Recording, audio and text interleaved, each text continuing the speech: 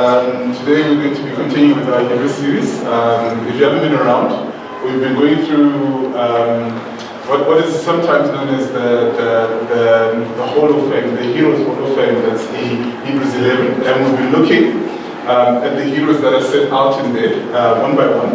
And last week we had Rob speaking on Moses. Is that correct? Yes. Last week was Rob speaking on Moses. And I'm carrying on from there, and I'm touching on Joshua, which is rather unusual because Joshua doesn't actually appear.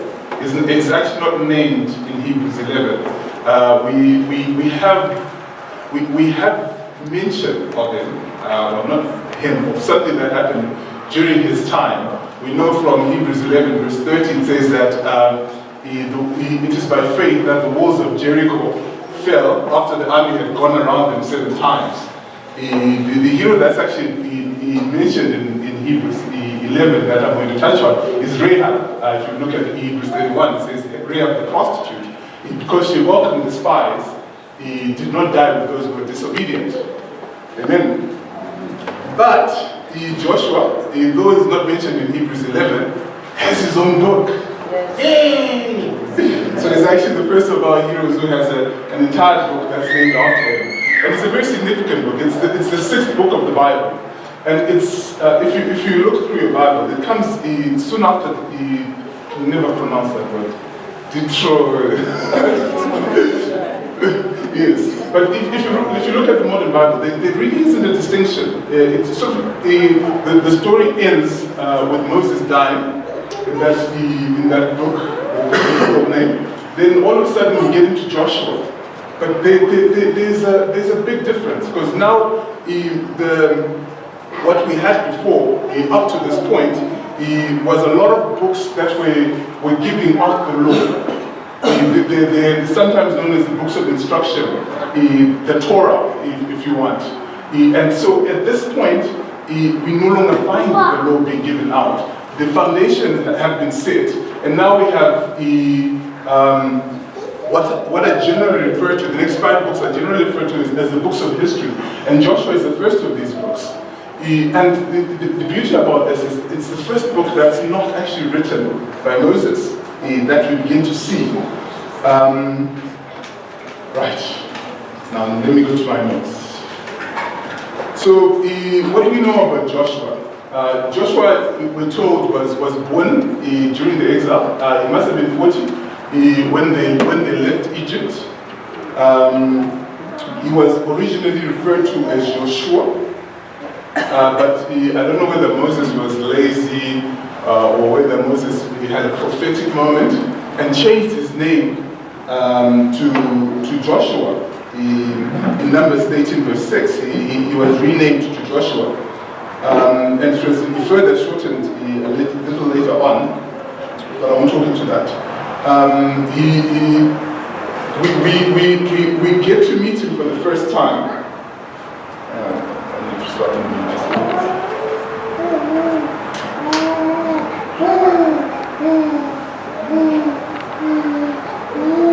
next slide, doesn't seem to be ready.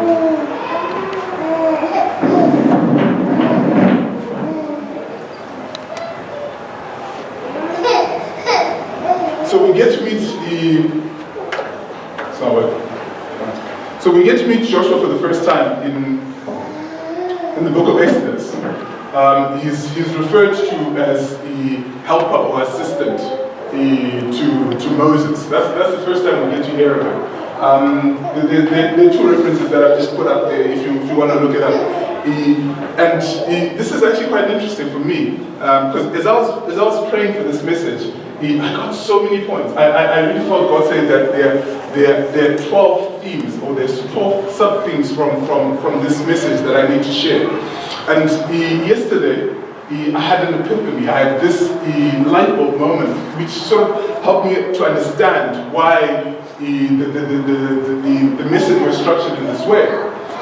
And I don't think it's a coincidence that today, that we're having the last service in this hall, as we're about to cross over to our home, that we're speaking about Joshua. And I don't think it's a coincidence that even as we're doing this, there's so many things that are not ready in the new building that we're moving into. And I really felt God saying that let us not despise the days of small beginnings.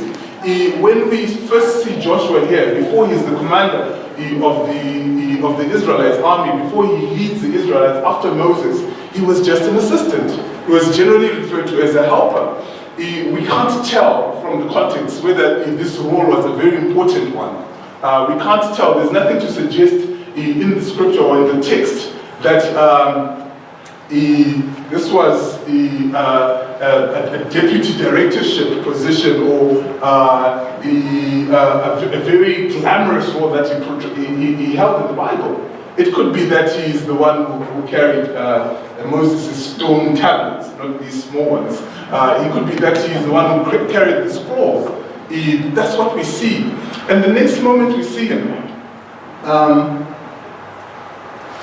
is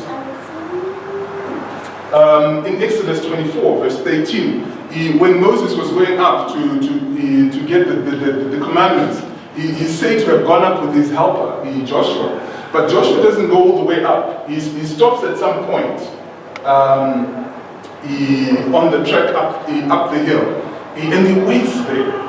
He waits there. And if you know the story about what happened during that time, the rest of the Israelites, when he stayed behind in the camp, he got a little restless and they got impatient. And they motivated or they encouraged Aaron to build an idol for them to worship.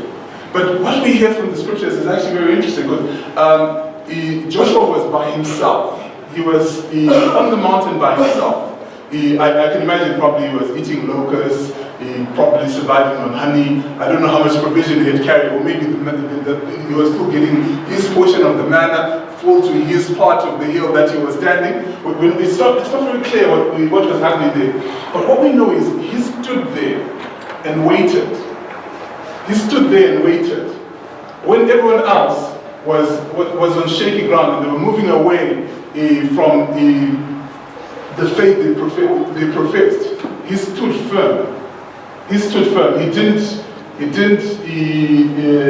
don't hear anything about him creating anything else or doing anything else to keep his mind occupied. He waited there faithfully for Moses to come back. And we pick it up. This initially, what about that?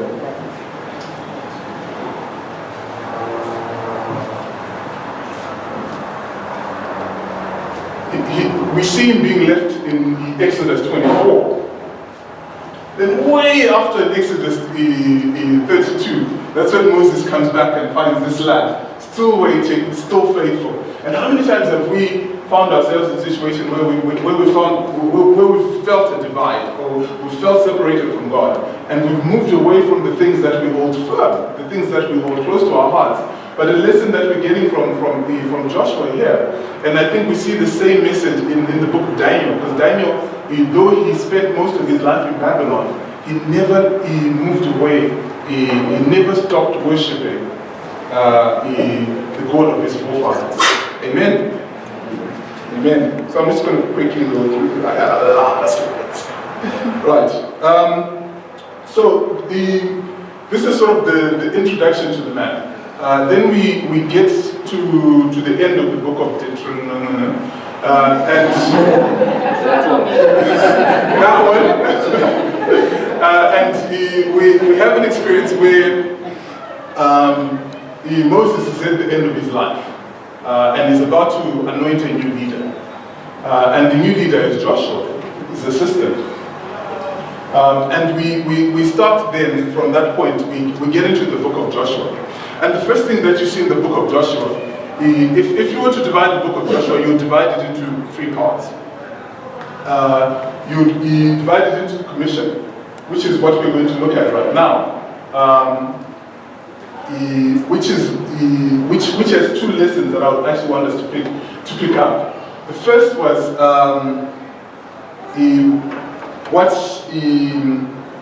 what was said of what was encouraged, what was spoken into Joshua's life. He was instructed to be of good courage. Very often when we're about to take on a new challenge, whether it's a work-related challenge, whether it's moving to a new building, we start to have doubts. We start to question a lot of things. But it's going to be dusty. We're going to have these old chairs. The new chairs haven't arrived.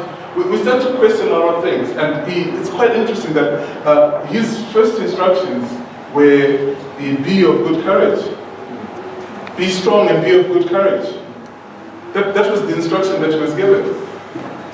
It wasn't the externalize your funds because bond notes are coming. It wasn't make a plan, put sprinklers so that the dust doesn't come up. It's be of good courage. That's what we see. That's be of good courage. And it's such an amazing thing to think about, that you are anointing a leader. And the thing that you encourage him to have is good courage. Very simple. The second is be of good moral. That's changed. That's the second. He's encouraged to keep the law. He's encouraged to remember the books of the law, to remember the commandments that he's been given. That's the second message that is given, is be of good courage, and do not forget the law. Do not forget the message that has been sent to you. Amen. And I think for us as a church, there are a lot of things that have been spoken into this church. There are a lot of messages that have been given, prophetic words that have come to this church. And really, as we're moving into this new premise, as we're moving, or as we're about to cross over the Jordan, and go into our home, our promised place, I just really want to encourage everyone in the church. One, to be of good courage, and two, not to forget the law that has been given to us. So the story continues. He's anointed to be the leader. He's presented the people accept him as the leader. So the first task that he has is he needs to then find a way of taking the promised land. He has to come up with a strategy of how they occupy the new land. So his first piece of military genius is he opts to get 2 spies to go and check out Jericho, which was sort of the first city that they would see as they crossed over the Jericho. You would recall that one of the early encounters that we had with him is he was one of the 12 spies that was sent into Canaan by Moses to go and explore. Everyone else came with a bad account of what they saw. You remember the account from Numbers 18 verse 33, where it says, we were like grasshoppers in their eyes, in our own eyes, we felt like grasshoppers. Everyone else came with a negative account. But Joseph and Caleb had a positive account. They said, this land flows with milk and honey. We're set. That's the promise. That's where we need to go. That's the Mecca. That's what they came and they said. They had courage. So I think maybe he had learned from that experience, and he didn't send 12 out this time. He just sent 2. He sent 2. He sent 2 spies in. They went in. I imagine they would have pretended to be merchants. They would have pretended they would have found a way to fit in. And they walked into the town. So they went up, and I keep switching it off. They went up, and they went to stay with this honorable woman. No, not so honorable. She's actually referred to every reference, even when she appears in Hebrews as the prostitute Rahab. She was not a nice person. So I was reading a lot of theologians. They suggest that the reason why maybe they went to see her was because a lot of the inns in those days doubled as brothels as well. Other theologians say that these were probably not the best of guys, and they just gone there. But our first account of Rahab is here. This is where we start to see Rahab in this place. And I really want to just encourage us here, and I think there's something that we can pick up from the story of Rahab. If you look at Rahab, when she starts, she's described as what she was, a prostitute. And I think a lot of us, as we sit and go through lives, we constantly remember where we started. I don't think there's anyone here who doesn't have a story, who doesn't have a past, who doesn't have something that they've done in the past that they've been ashamed of. And that one thing keeps holding them back, keeps them captive to their past. They cannot move away from that.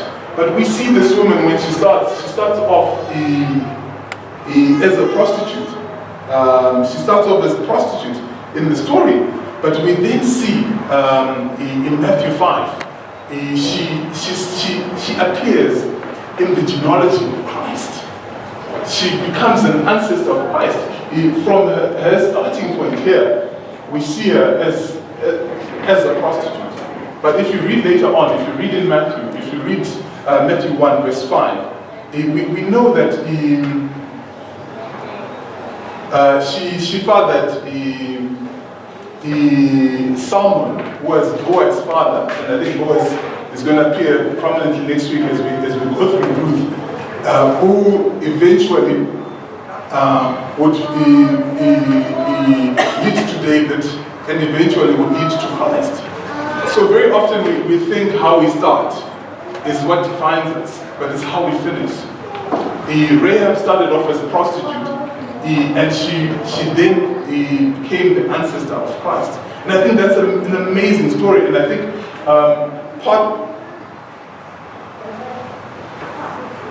part of that is something that we need to pick up from that, is that there is power to redeem and there is power to restore. Amen. You might have started off badly and think, this is it.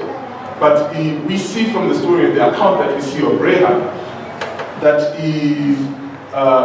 God's power is sufficient to redeem and restore us.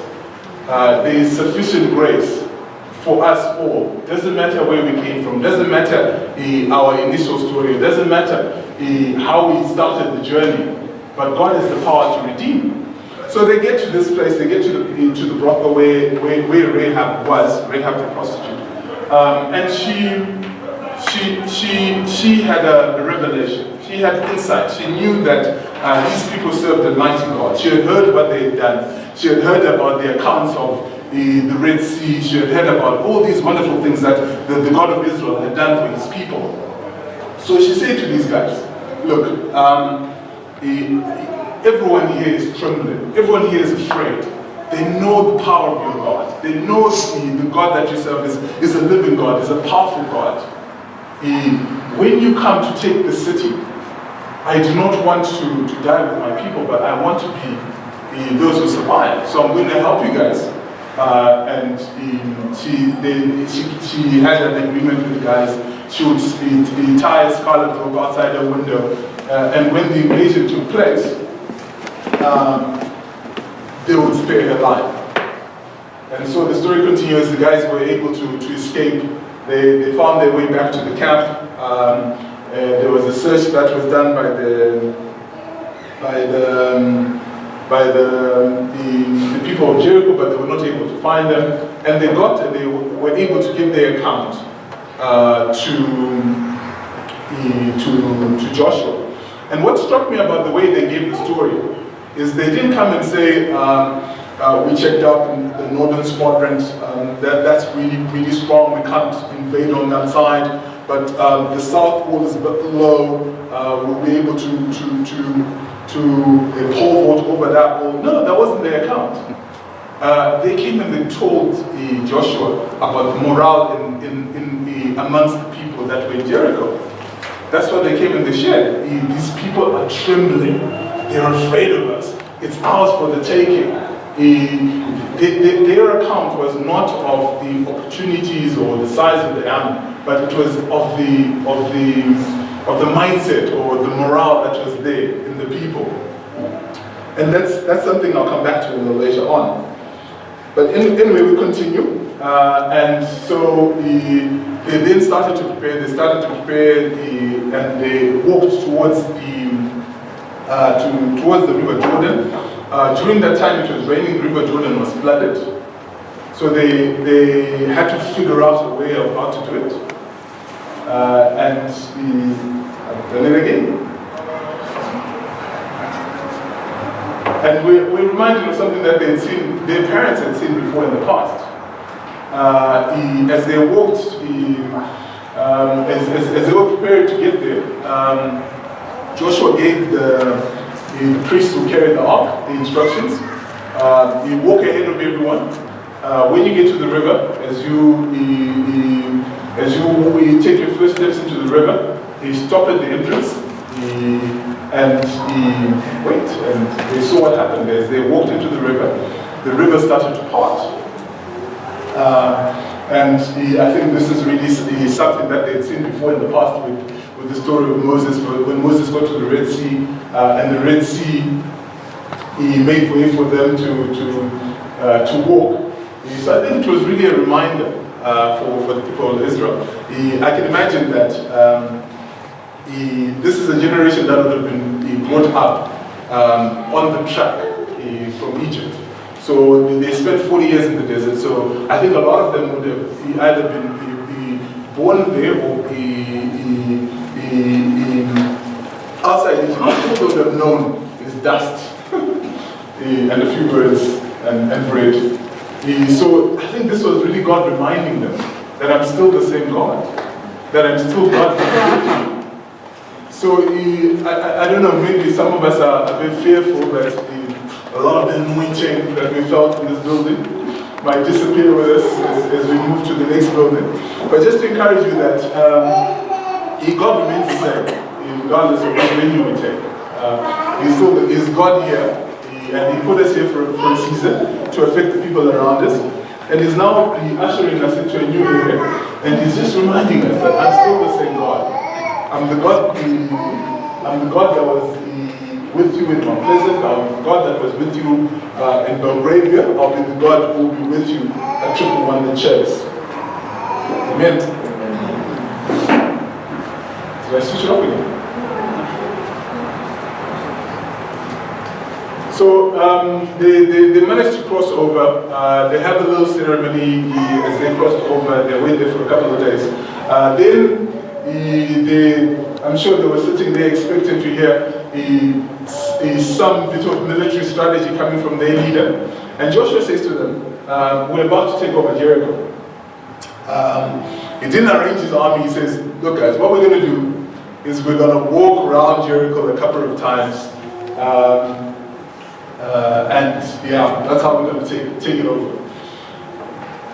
I don't know about you guys, but if I was sitting in that camp, and I had no military training at all, and we were about to take on a military exercise, and my leader came to me and says, we're going to walk around quietly for 7 days around a building which we know had really, really high walls, which was really well fortified.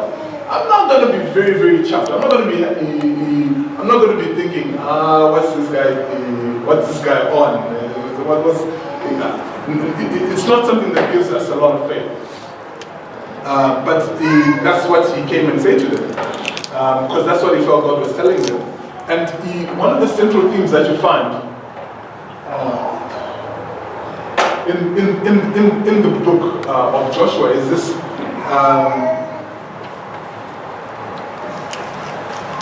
I don't know how to describe it, this tension between obedience and disobedience. The central theme, if I was to define a central theme in the book of Joshua, it would be obedience. But you then start to see the seeds of disobedience and the consequences of disobedience. And we'll talk about that a little later on when we see what happened to them when they tried to take over AI the first time. So here they were given clear instructions. Go around the walls of Jericho 7 times. And on the 7th day, make a lot of noise. And so that's what they did. So I think the first day they would have been marching very gingerly, excited about their new task. the second day they'll not be so excited about it. They're starting to feel the calluses on their toes, and they're starting to feel that the heat, because I can imagine if you've ever been in that part of the world, it's really hot, and think, what's this Joshua guy coming up to? So they went around the second time, and I can imagine that the guards would have been on the wall in Jericho, would have been laughing their lungs out. But are these guys serious? Is this their big military strategy of taking over Jericho? But they continued day 3, day 4, day 5, day 6, and on the 7th day they made a loud noise, and the walls came tumbling down. Amen. They were obedient, and God blessed them, and they were able to take over Jericho. So when they got into Jericho, they were given clear instructions. Take nothing away. They were given clear instructions. Do not take anything from the temple. That's what they were told. They were told, do not take anything from them.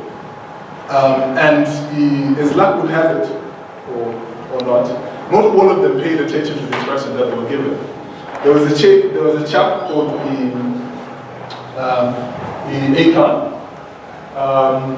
who decided that he wanted to take a few things. He found this really cool, I think it would be the equivalent now of an Armani suit. That was there. And a couple of other little trinkets that he thought were really cool. And he took them with him. And he went, dug a hole under his tent, and hid those things in there. So after they took over Jericho, their next target was a place called Ai. So I think they were still high on the euphoria of having taken over, having successfully taken Jericho. They get to Ai. Ai was slightly smaller. It has a smaller population, and I think they felt a little bit like Leicester. And they thought, we're the champs, we can do this. So they were not really obedient. And they went there, foolhardy. They went there, and they were lashed. Even Chelsea, they did not win. And they came back dejected, and Joshua threw himself down and said, Lord, why have you abandoned them? He started to cry out to the Lord. And the Lord just revealed to him that it's a result of your disobedience. And so they started to cast out lots to see what had happened.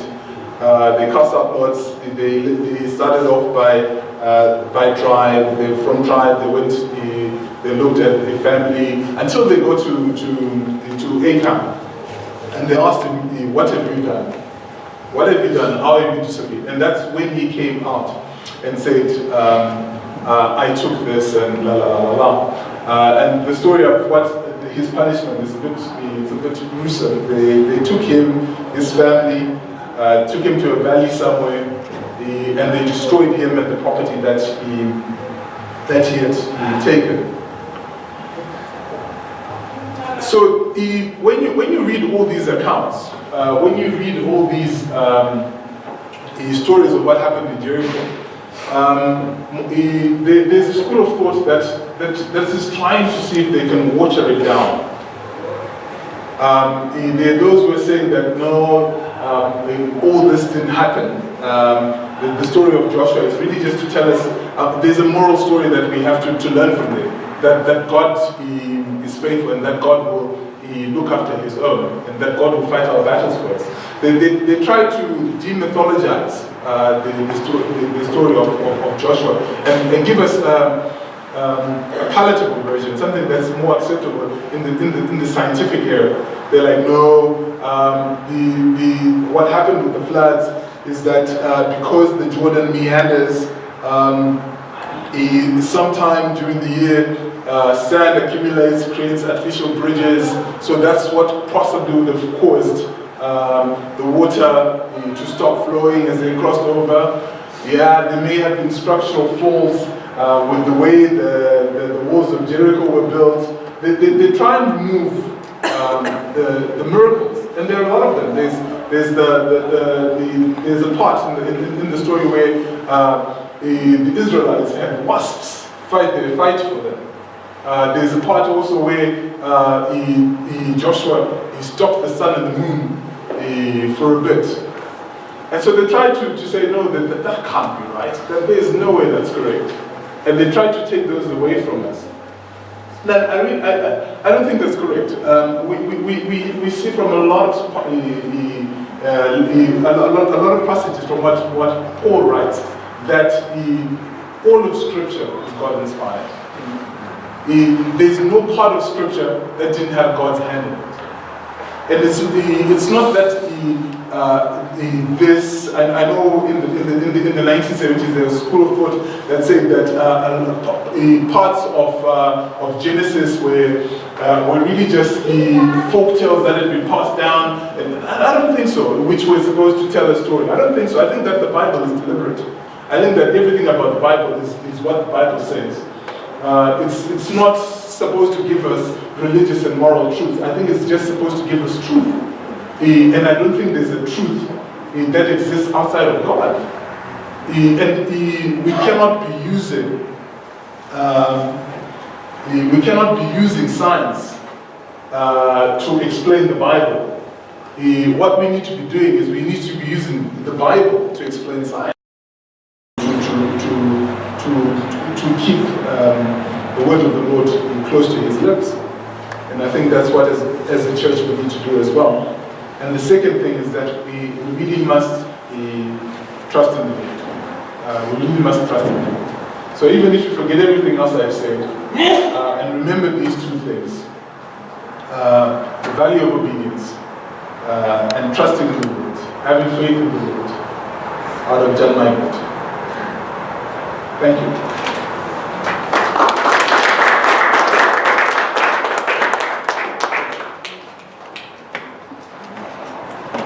Super.